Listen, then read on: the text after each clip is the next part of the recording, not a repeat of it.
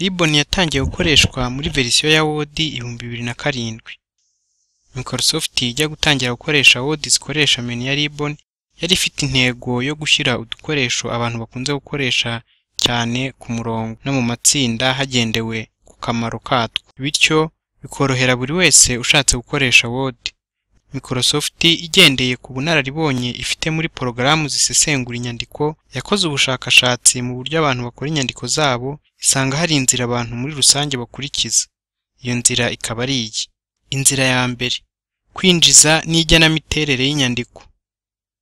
Muri rusange, mwandikisho niyo gufasha kwinjiza inyuguti cyangwa imibare muri mudasobwa, ariko Word ifite utundi dukoresho twifashishwa winjiza cyangwa uhindura inyandiko, ukaba duherereye kuri menu ya Home. Mu kwinjiza inyandiko yawe ushobora gukenera udukoresho turi kuri menu ya Home mu gice cy'ububiko koporora, nko gukata cyangwa gukoporora inyandiko ahandi uyomeka mu yawe, ndetse n'utundi dukoresho tujyanye no guhindura imiterere y'inyandiko, nko kuyitsindagira, guhindura ibika, gukora urutonde ntangizwa tudomo cyangwa ntangizwa mibare, n'utundi dukoresho twinshi.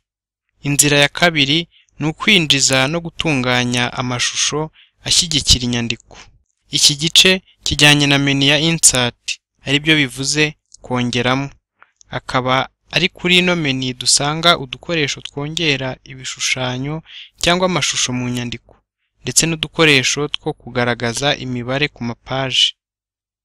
Inzira ya gatatu ni imigaragarire ya paji. Iyo umaze kwinjiza inyandiko wanogeje imiterere yayo n'ibishushanyo bya ngombwa wabyinjijemo, ukenera kugena uburyo inyandiko yawe izasohoka imeze ku rupapuro cyangwa kuri mugaragaza. Aha wakwibaza niba inyandiko izaza ku rupapuro rutambitse cyangwa ruhagaze, ukanibaza uburyo marije ugomba gusiga iburyo n'ibumoso no hejuru no hasi izaba ingana. Ibi byose ukaba ubikoresha udukoresho two muri menu ya Page Layout, bisobanuye imigaragarire ya page. Inzira ya kane ni ukwinjiza imvano y'inyandiko. Menu ya Reference niho habarizwa udukoresho two gukora ishakiro ry'inyandiko, udukoresho dukora urutonde rw'aho wagiye ukura amagambo wagiye ukoresha tarayawe, n'ibindi byerekeye imvano y'inyandiko. Inzira ya gatanu ni ugusubiramo no gusangira inyandiko n'abandi. Iki gice kigizwe na menu ebyiri, arizo menu ya Mailing, bisobanuye gutumanaho, ikaba ifite udukoresho two gusangiza inyandiko yawe abandi kuri email n'ahandi, na menu ya Review, bivuze gusubiramo, ikaba ifite udukoresho two gusubiramo inyandiko nko gukosora amakosa y'imyandikire n'utundi dukoresho. Hakaba hasigaye menu ebyiri. Menu ya View bivuze kureba, ikaba igizwe n'udukoresho two kugenzura imigaragarire y'inyandiko yawe ahantu hatandukanye, nko kuri mugaragaza no ku mbuga n'ahandi. Indi menu mushobora kuba mutayifite muri Word yanyu kuko igaragara iyo ufite porogaramu yitwa Adobe Acrobat muri mudasobwa yawe, tukabayo tutaza kuyireba muri iri somo. Kuri buri menu udukoresho tuba tugiye turi mu matsinda hakurikijwe umumaro watwo. Nka hano kuri Home, udukoresho tujyanye no gukata no komeka inyandiko twibumbiye mu itsinda rya Clipboard, bivuze ububiko koporora. Naho udukoresho two guhindura imiterere y'inyandiko tukaba turi mu itsinda rya Font, bivuze imyandikire cyangwa umukono. N'utundi natwo tukaba tugiye dukoza amatsinda.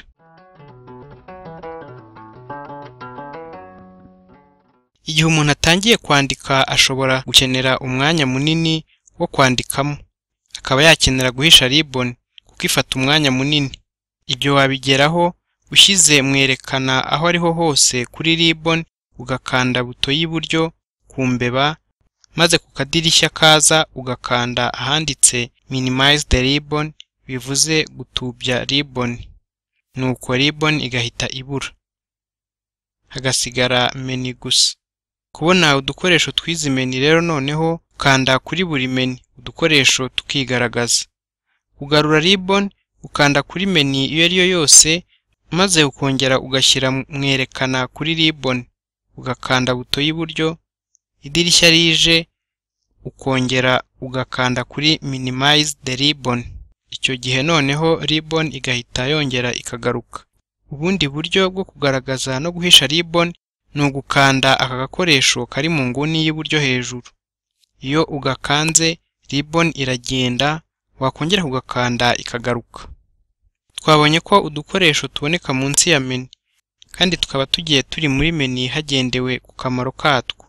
Hari udukoresho rero ushobora kuba ukenera cyane kandi turi muri menu zitandukanye, bikaba byakugora kugenda uhindura uva kuri menu ujya ku yindi. Microsoft Word 2010 iguha uburyo bwo guhindura menu zo kuri ribbon ku buryo udukoresho ukoresha cyane ushobora kudushyira ahantu hamwe. Aho hantu hakaba hitwa Quick Access Toolbar, bivuze umwanya wo kuboneraho udukoresho byihuse.